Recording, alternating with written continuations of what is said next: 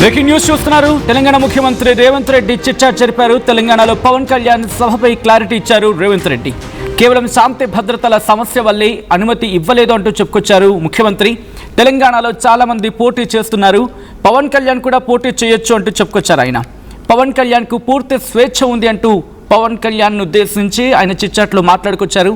ఆయన ఎక్కడికైనా వెళ్ళొచ్చు, ఎక్కడికైనా పోటీ చేయొచ్చు. తెలంగాణలో తన సభకు అనుమతి ఎందుకు ఇవ్వలేదని ప్రశ్నించే ముందు ఏపీలో జగన్ సభలకు ఎందుకు అనుమతులు ఇవ్వడం లేదో పవన్ చెప్పాలంటున్నారు రేవంత్ రెడ్డి. దానికి సంబంధించిన బిగ్ బ్రేకింగ్ న్యూస్ చూస్తున్నారు. గత కొద్ది రోజులుగా ఈ అంశం తీవ్ర చర్చాంశంగా మారుతోంది. రేవంత్ రెడ్డి వర్సెస్ కాంగ్రెస్ పార్టీగా మారింది వ్యవహారం. కొద్ది రోజుల క్రితం, ఇంకా చెప్పాలంటే 2-3 రోజుల క్రితం పవన్ కళ్యాణ్ ఒక చిట్చాట్ నిర్వహించారు. చిట్చాట్ కాదు, పవన్ కళ్యాణ్ ఒక కార్యక్రమంలో మాట్లాడుతూ కొన్ని కీలక వ్యాఖ్యలు చేశారు. జాతీయ మీడియాతో మాట్లాడుతూ ఇటు కాంగ్రెస్ పార్టీని టార్గెట్ చేస్తూ, ఎందుకంటే 2014 నుంచి 2024 వరకు ఎవరు డిస్టర్బ్ చేయలేదు, అంటే ఎవరు ఇటువంటి వ్యాఖ్యలు మాట్లాడలేదు. కానీ కాంగ్రెస్ వచ్చిన తర్వాత వాతావరణం మారిపోయింది అని అర్థం వచ్చేలా ఇటు పవన్ కళ్యాణ్ వ్యాఖ్యలు చేశారు. ఆ తర్వాత ఇప్పుడు పవన్ కళ్యాణ్ వ్యాఖ్యలకి తెలంగాణ ముఖ్యమంత్రి రేవంత్ రెడ్డి కౌంటర్ ఇచ్చారు. ఆంధ్రప్రదేశ్ డిప్యూటీ ముఖ్యమంత్రి పవన్ కళ్యాణ్ కమెంట్స్కి రియాక్ట్ అయ్యారు తెలంగాణ ముఖ్యమంత్రి రేవంత్ రెడ్డి. చిట్చాట్ జరిపి ఆయన కీలక వ్యాఖ్యలు చేశారు. తెలంగాణలో పవన్ కళ్యాణ్ సభపై రియాక్ట్ అయ్యారు రేవంత్. కేవలం శాంతి భద్రతల కారణంగానే అనుమతి ఇవ్వలేదు అంటూ కూడా క్లారిటీ ఇచ్చారు ఆయన. తెలంగాణలో చాలామంది పోటీ చేస్తున్నారు, పవన్ కళ్యాణ్ కూడా పోటీ చేయొచ్చు, పవన్ కళ్యాణ్కు పూర్తి స్వేచ్ఛ ఉంది అంటున్నారు రేవంత్ రెడ్డి. ఆయన ఎక్కడికైనా వెళ్ళొచ్చు, ఎక్కడైనా పోటీ చేయొచ్చు. తెలంగాణలో తన సభకు అనుమతి ఎందుకు ఇవ్వలేదని చెప్పి ప్రశ్నించే ముందు ఏపీలో జగన్ సభలకు ఎందుకు అనుమతులు ఇవ్వడం లేదు పవన్ చెప్పాలి అంటున్నారు ముఖ్యమంత్రి రేవంత్ రెడ్డి. చిట్చాట్లో భాగంగా మాట్లాడుతూ ఇంకా ఏమంటూ ఉన్నారు డీటెయిల్గా తెలుసుకుందాం. మా ప్రతినిధి మధు అప్డేట్స్ అందించేందుకు సిద్ధంగా ఉన్నారు. మధు, ఇటు రేవంత్ రెడ్డి చిట్చాట్లో భాగంగా ఇంకా ఏమన్నారు, అట్ ద సేమ్ టైం ఎటువంటి కౌంటర్స్ వినిపించారు ఆయన? కొన్ని కీలకమైనటువంటి అప్డేట్ చేశారు ముఖ్యమంత్రి ఈ రోజు ఢిల్లీ పర్యటనలో భాగంగా. చిట్చాట్లో భాగంగా రాష్ట్రానికి నిధులు ఇవ్వద్దని స్వయంగా కిషన్ రెడ్డి వాళ్ళ మంత్రులకు, కేంద్ర మంత్రులకు చెప్తున్నటువంటి స్టేట్మెంట్ చేశారు. ఇది బిగ్ స్టేట్మెంట్. గతంలో ఆయన అనేక సార్లు చెప్పారు. ఢిల్లీ వేదికగా నిన్న ప్రధాని తర్వాత కేంద్ర మంత్రులను కలిసిన తర్వాత కూడా మళ్ళీ కిషన్ రెడ్డి పైన గాడైనటువంటి వ్యాఖ్యలు చేశారు ముఖ్యమంత్రి రేవంత్ రెడ్డి. అసలు రాష్ట్రానికి ఎన్ని నిధులు ఇచ్చారో కిషన్ రెడ్డి చెప్పాలి, కేంద్ర ప్రభుత్వం ఎన్ని ఇచ్చిందనేటువంటి క్వశ్చన్ చేసే ప్రయత్నం చేశారు. వాళ్ళ మంత్రులు స్వయంగా నాతో కొంతమంది ఓపెన్ గా చెప్తా ఉన్నారు, కిషన్ రెడ్డి మమ్మల్ని ఇవ్వద్దు, నిధులు ఇవ్వద్దు, పర్మిషన్ ఇవ్వద్దు అనేటువంటి స్టేట్మెంట్ చేస్తున్నారు అనేటువంటి చెప్తా ఉన్నారు. అసలు ఐఆర్ఎఫ్సికి నిధులు ఎందుకు ఇవ్వడం లేదు, రీజనల్ రింగ్ రోడ్ కి ఎందుకు నిధులు ఇవ్వడం లేదు, క్యాబినెట్ మినిస్టర్ గా మీరు ఎందుకు మాట్లాడలేదు, కనీసం కూడా కిషన్ రెడ్డి ఇక్కడ మాట్లాడలేదు, రాష్ట్రానికి అన్యాయం అవుతుంటే మహారాష్ట్రతో ఎందుకు మాట్లాడడం లేదు, బీజేపీ ప్రభుత్వం 7 మండలాలని సగం అసెంబ్లీని లక్షల ఎకరాలని ఆంధ్రప్రదేశ్ లో కలిపింది. గతంలో మహారాష్ట్ర నుంచి 1500 ఎకరాలు మాత్రమే మేము అడుగుతున్నాం, అది కూడా ప్రాజెక్టు కోసం. మహారాష్ట్రలో బీజేపీ సీఎం ఉన్నారు, కేంద్రంలో బీజేపీ ఉంది, అయినా ఎందుకు మాట్లాడట్లేదు. ముఖ్యంగా కిషన్ రెడ్డి రిజైన్ చేస్తే ఆయన ప్లేస్ లో కొత్త వారు వస్తారు కదా, రాష్ట్రం కోసం ఏమైనా చేస్తారు కదా అనేటువంటి ఒక కామెంట్ చేశారు. అంటే కిషన్ రెడ్డిని రాజీనామా చేయమంటున్నారు, మీ వల్ల ఉపయోగం లేదు, రాష్ట్రానికి రాజీనామా చేయండి, మీ వాళ్ళ ప్లేస్ లో కొత్త వాళ్ళు వస్తారనేటువంటి స్టేట్మెంట్ చేశారు. ఇంకా జూలైలో మహారాష్ట్ర ముఖ్యమంత్రిని కలిసి మాట్లాడుకుందామని చెప్పాను, 8 మంది ఎంపీలు ఉన్నారు, బీజేపీ నుంచి ఒకరు రెస్పాన్స్ ఇవ్వట్లేదు.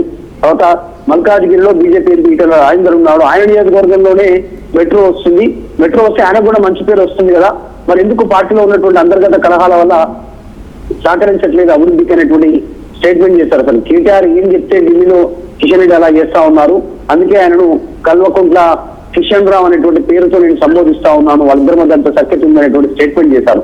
నన్ను ఒక్కసారైనా కలిసి రాష్ట్రానికి సంబంధించిన విషయాలపై ఎందుకు చర్చించారు కేంద్ర మంత్రులు కిషన్ రెడ్డి కానీ వీళ్ళు కానీ అటువంటి స్టేట్మెంట్ చేస్తూ రీసెంట్ గా జరుగుతున్నటువంటి పొలిటికల్ డెవలప్మెంట్ మీనాక్షి నటరాజన్ సంబంధించి నామినేషన్ తిరస్కరణ, అక్కడ బీజేపీ 3 సీట్లు గెలిచినటువంటి పరిస్థితి రాజ్యసభకు సంబంధించి మధ్యప్రదేశ్ లో, వాటిపైన కూడా క్లారిటీ ఇచ్చే ప్రయత్నం చేశారు. బీజేపీ గతంలో ఓట్ చోరీ చేసేది, ఇప్పుడు సీట్ చోరీ చేస్తుంది. ఇద్దరు వ్యక్తుల మధ్య జరిగినటువంటి వివాదాన్ని పరిష్కరించే అధికారాలు మీనాక్షి నటరాజన్ గారికి లేవు. అది కంప్లైంట్ చేసినటువంటి ఆమె కంప్లైంటర్ శ్రీలత ఎవరైతే ఉన్నారో ఆమె, తర్వాత శివకుమార్ రెడ్డి, వాళ్ళిద్దరి మధ్య జరిగినటువంటి ఇన్సిడెంట్స్ ఈ వ్యక్తుల మధ్య జరిగినటువంటిది, అది పార్టీకి ముందు పెట్టే ప్రయత్నం చేస్తా ఉన్నారు, మీకు సంబంధమే లేదనేటువంటి కామెంట్ చేశారు. నామినేషన్ లో క్రిమినల్ కేసులకు సంబంధించి వివరాలు చెప్పాలనేటువంటి స్టేట్మెంట్ ఉంటుంది, కానీ నోటీసులను కూడా అందులో పొందుపరచాలనేటువంటిది ఎక్కడ చట్టంలో లేదు. మరి దాన్ని ఎందుకు మెన్షన్ చేస్తూ ఈ రోజు నామినేషన్ తిరస్కరించారు? ఎన్నికల ఇటు సుప్రీంకోర్టు ఇచ్చినటువంటి తీర్పు ఎలక్షన్ పిటిషన్ దాఖలు చేయమన్నారు. సో అది దాఖలు చేయడానికి సిద్ధమవుతా ఉన్నాం అనేటువంటి స్టేట్మెంట్ చేశారు. అయినా సంఖ్యాబలం లేకుండా బీజేపీ 3వ నామినేషన్ చేయడం అనేటువంటిది అదొక పెద్ద కుట్ర అనేటువంటి స్టేట్మెంట్ చేశారు. అంటే ఆయన మీనాక్షి నటరాజన్ విషయంలో రాష్ట్ర ముఖ్య నేత మనుషులు ఉన్నారనేటువంటి చేసిన ప్రచారానికి పులి స్టాప్ పెట్టే ప్రయత్నం ముఖ్యమంత్రి ఈ చర్చ ద్వారా చేసినట్టు కనిపించింది.